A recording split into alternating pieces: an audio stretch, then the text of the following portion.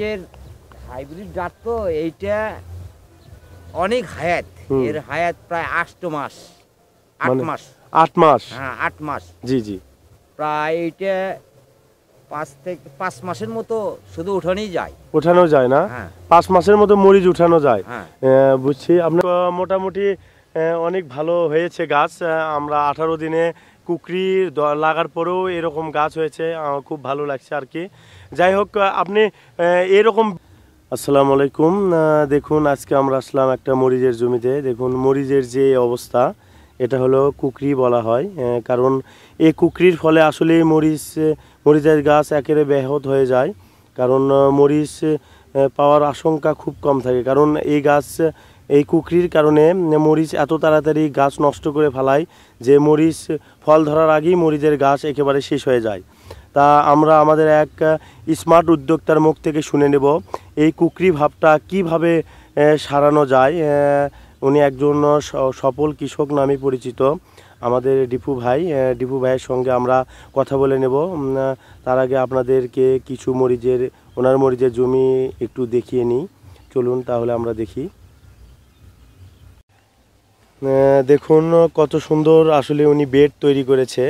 দেখুন উনি যে বেড তৈরি করেছে, আসলে মালচিংয়ের চেয়েও মনে হয় উনি এই ভালো ফল আশা করে এই রকম বেডের। কারণ দেখুন আসলে কত সুন্দর বেড তৈরি করেছে। আপনারা এভাবে বেড তৈরি করা আসলে আমাদের একজন স্মার্ট উদ্যোক্তাই করতে পারে। একজন সফল কৃষক আমাদের ডিপু ভাই। দেখুন মরিচের গাছ অলরেডি অনেক বড় হয়েছে, বেশ কয়েকদিন হয়ে গেল মরিচের গাছের বয়স। দেখুন উনি কিভাবে আসলে এই যে 18 দিন হয়ে গেল, আমরা শুনে নিয়েছি এই মরিচের বয়স হয়েছে 18 দিন। দেখুন আসলে কুকরি লেগেছিল, এই গাছেতেও কুকরি লেগেছিল, প্রতিটা গাছেই কুকরি হয়েছিল। দেখুন মোটামুটি সেরে গেছে কুকরি। দেখুন নিচ থেকে আমাদের এই কচি পাতা বের হয়েছে। দেখুন উপরে কুকরি পাতা রয়েছে। কিভাবে এই কুকরির সমাধান হয়েছে এটাও আপনাদেরকে আসলে আমরা আমাদের এই ভিডিওর মাধ্যমে জানিয়ে দেব। আর আপনারা কিভাবে এইরকম করে চাষাবাদ করতে পারবেন। আসলে মালচিংয়ে অনেক খরচ হয়ে থাকে, সে তুলনায় এইরকম বেড তৈরি করে যদি আপনারা এই মরিচ চাষ করেন তাহলে অনেক লাভবান হতে পারবেন। কারণ আমাদের এই স্মার্ট উদ্যোক্তা আমাদের ডিপু ভাই, দেখুন ইনি একজন সফল কৃষক। কারণ আসলে স্মার্টভাবে যদি পূর্বের পরিকল্পিতভাবে আমরা চাষাবাদ না করি তাহলে ফলন খারাপ হয়ে থাকে। আমরা দেখুন এগুলো গাছ আসলে 18 দিনে এত সুন্দর গাছ, আসলে কুকরি হওয়ার পরেও গাছ এভাবে টিকে রয়েছে, এটা আসলে অবিশ্বাস্যকর একটা বিষয়। কারণ ছোটোতে কুকরি ধরে যদি গাছ নষ্ট হয়ে যায় ফল পাওয়ার তো কোনো সম্ভাবনাই থাকে না। তাহলে আমরা দেখে নেব। দেখুন এই পাশে আরেকটু আমরা সামনের দিকে যাই। দেখুন এই পাশের গাছগুলো সবগুলো গাছেই মোটামুটি কুকরি লেগেছিল। দেখুন এগুলো ছেড়ে গিয়েছে,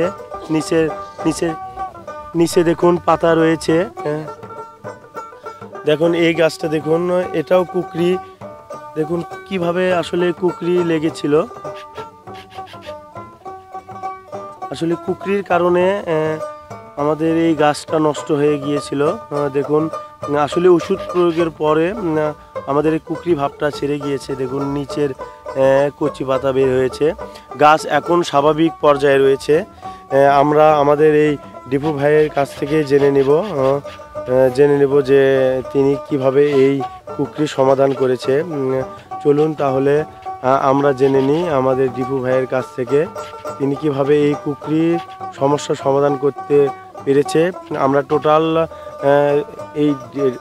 এই ভিডিওর মাধ্যমেই আমরা এই মরিচ চাষের সকল বিস্তারিত তথ্য আপনাদেরকে জানিয়ে দেওয়ার চেষ্টা করব। চলুন তাহলে আমরা শুনে নিই আমাদের এই স্মার্ট কৃষক ডিপু ভাইয়ের মুখ থেকে তিনি কিভাবে এই মরিচের কুকরি ভাব দূর করেছে আর কিভাবে এই মরিচ চাষ করেছে। আসসালামু আলাইকুম ডিপু ভাই, ভালো আছেন আপনি? আলহামদুলিল্লাহ। যাই হোক, আপনার এই মরিচের প্রজেক্টে চলে এসেছি। আসলে আমরা সর্বপ্রথম আপনার কাছ থেকে জানতে চাই যে এই মরিচের এই জমিটা কত শতাংশ? 14%। 14%। হ্যাঁ। যাই হোক, আমরা মরিচের সর্বপ্রথম একটা ধাক্কায় সম্মুখীন হয়, সেটা হলো কুকরি। হ্যাঁ, কারণ কুকরি হয়। কারণ কুকরির কারণেই মরিচের গাছ একবারে সর্বনাশ হয়ে যায় মরিচের। হ্যাঁ। কারণ কৃষক অনেক ক্ষতির সম্মুখীন হয়ে থাকে এই মরিচের কুকরির ফলে। হ্যাঁ। যাই হোক, এখন আপনার কাছ থেকে জেনে নিব আমরা সর্বপ্রথম এই মরিচের কুকরি যে আমরা পূর্বে আপনি দেখালেন যে এইরকম কুকরি হয়েছিল, নিচের আবার কচি পাতা গজাইছে। এখন আপনার কাছ থেকে জানতে চাই যে মরিচের এই কুকরি ভাবটা কিভাবে দূর হয়েছে, আপনি যদি আমাদেরকে একটু জানাতেন আর কি। না, তেমন কোনো ওষুধ লাগেনি। এইটা 72 গ্রুপের ইমিডাক্লোপিড গ্রুপের 72 গ্রুপের ওষুধ আমি প্রয়োগ করছি। এর সঙ্গে সালফার দিচ্ছি। সালফার দিয়েছেন না? সালফার দিচ্ছি। যাই হোক, মোটামুটি অনেক ভালো হয়েছে গাছ। আমরা 18 দিনে কুকরি লাগার পরেও এরকম গাছ হয়েছে, আমার খুব ভালো লাগছে আর কি। যাই হোক, আপনি এরকম বেড যে তৈরি করেছেন, আপনি মালচিংয়ে নির্ভরশীল না। আপনি আপনার সাথে কথা বলে আমরা বুঝতে পারলাম যে আপনি মালচিংয়ের চেয়েও এরকম বেড তৈরি করে অনেক ভালো ফল আশা করছেন। এর কারণ কি আমাদেরকে যদি বলতেন? কারণ মালচিং দিলে তো জমিতে আর সার প্রয়োগ করা যায় না, খোল সার ছিটানো অসম্ভব হয়ে যায়। জি জি। শুধু নালা দিয়ে দিলে ওই নালার সারটা অত দূরত্ব যাইতে পারে না, গাছ টানতে পারে না। জি জি। আর এই মালচিং ছাড়া করলে সারটা গোটা জমি ছিটানো যায়। জি। আর খাবার বারবার দেওয়া যায়। আর মালচিং করলে তো খাবার বারবার দেওয়া যায় না। খাবার বারবার দেওয়া যায় না। দেওয়া যায় না। একবারই যা হয় ওটাই দিতে হয়। হ্যাঁ, ওইটাই বেশি দিন লেঙ্গার করে না। বুঝতে পারছি। জোয়ার বা 2 জোয়ার হয়ে শেষ হয়ে যায়। জি জি। কিন্তু এটা করার কারণ জি, এইটা অনেক দীর্ঘ সময় থাকবে। মরিচটা 4 মাস যাবত থাকবে। 4 মাসে হয়তো 4 বার আমরা খাবার দেব। মরিচের গাছ ভালো থাকবে, সুস্থ থাকবে। এই জন্যই মালচিং অনেক খরচা। মালচিং এর চেয়ে এটা অনেক ভালো। জি। আচ্ছা, আপনার এই মরিচের জমিতে আপনার কতদিন পর মরিচ আসতে পারে আর কি? মানে 18 দিন, মানে কতদিনের মধ্যে মরিচ আসলে ধরা শুরু হবে আর উঠাবেন কতদিন পর, এটা যদি আমাদেরকে একটু জানাতেন। এই মরিচ 70 দিনের মাথায় চারা লাগানোর পর 70 দিনের মাথায় এই মরিচ খাওয়া যায়। খাওয়া মানে তোলার সময় হয়ে যাবে। আর এটা এই মরিচটা আপনার 70 বা 80 দিনের মাথায় বাজারজাত করা যায়। বুঝতে পারছি। আচ্ছা, আপনি কতদিন এই মরিচ বিক্রি করতে পারবেন, এটা যদি আমাদেরকে একটু জানাতেন। এই মরিচের হাইব্রিড জাত তো, এইটা অনেক হায়াত। এর হায়াত প্রায় 8 মাস। 8 মাস। 8 মাস। হ্যাঁ, 8 মাস। জি জি। প্রায় এইটা 5 মাসের মতো শুধু উঠানো যায় না? 5 মাসের মতো মরিচ উঠানো যায়। হ্যাঁ। বুঝছি। আপনার এটা কত শতাংশ বললেন যেন? 14%। আচ্ছা, 14%। আপনার অনুমানিক এই জমি থেকে কত হাজার টাকা মরিচ বিক্রি করতে পারবেন? এটা মানে একটা সম্ভাব্য আর কি। টাকার কথা বলা যাবে না, ওইটা বাজার। জি জি। বাজার কি আসবে, কাঁচামাল কত। আচ্ছা, সেটা না এখন নাই জানলাম। আমরা আপনার পরবর্তীতে আপনার কাছ থেকে জেনে নেব মরিচ ওঠানোর পর। আপনাদেরকে আবার ইনশাল্লাহ চেষ্টা করব এই মরিচের ফল দেখানোর। যাই হোক, সব মিলিয়ে আপনারা দেখতেই পারছেন কিভাবে এই কুকরি সমাধান হয়েছে। আর আমাদেরকে আরেকটা তথ্য দিয়ে আপনি একটু সহযোগিতা করবেন দীপু ভাই, সেটা হলো যে এই মরিচের জাতটা কি আসলে? এইটা লালতির কোম্পানির সনিক মরিচ। সনি মরিচ না? না, সনি না, সনিক। সনিক, এটা হলো লালতির কোম্পানি নাকি? লালতির কোম্পানি। যাই হোক, দেখতে পারছেন এই গাছ অনেক বড় হয়ে থাকে না? হ্যাঁ, অনেক বড় হয়ে যায়। জি। 8 মাস আসলে প্রায় 3 ফুট, 3.5 ফুট পর্যন্ত হয়। জি দর্শক, আপনাদেরকে আবার দেখিয়ে দিব এই গাছ কত বড় হয় আর কীরকম মরিচ ধরেছে। এই ডিটেলস পরবর্তীতে আমরা এই জমি থেকে আরও দীপু ভাইয়ের সাথে ভিডিও নিয়ে আসব। আসলে এই কুকরি লাগে এই মরিচের গাছ একেবারেই শেষ হয়ে গেছিল। জমিতে মরিচের গাছ আছে এটা আসলে বোঝাই যাচ্ছিল না। আমাদের দীপু ভাই এক হতাশ পর্যায়ে ছিল, কিন্তু তিনি হাল ছাড়েনি। অনেক সুন্দর ট্রিটমেন্ট নিয়েছে। আমরা শুনে নিয়েছি কিভাবে এই কুকরির সমাধান হয়েছিল।